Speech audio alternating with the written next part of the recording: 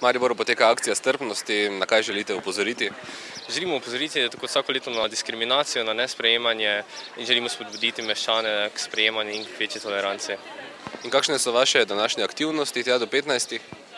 Danes tukaj imamo postavljeno vsako leto stojnico, zraven tega bomo zbirali tudi podpise za podporo družinskemu zakoniku in pa informiranje mimoidočih. In kako strpni smo Slovenci skozi vaše oči? To bi se zdaj težko opredelil, ampak po mojem mnenju še vedno premalo, še vedno preveč nestrpnosti in s takimi akcijami se glih trudimo, da bi te nestrpnosti bilo čim manj. Kako bi želeli na zakonodajnem področju urediti zadeve, kaj si želite?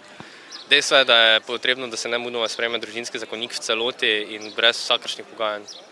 Imate direktni stik z ljudmi, ljudje, ki prihajajo mimo, kako vas sprejemajo?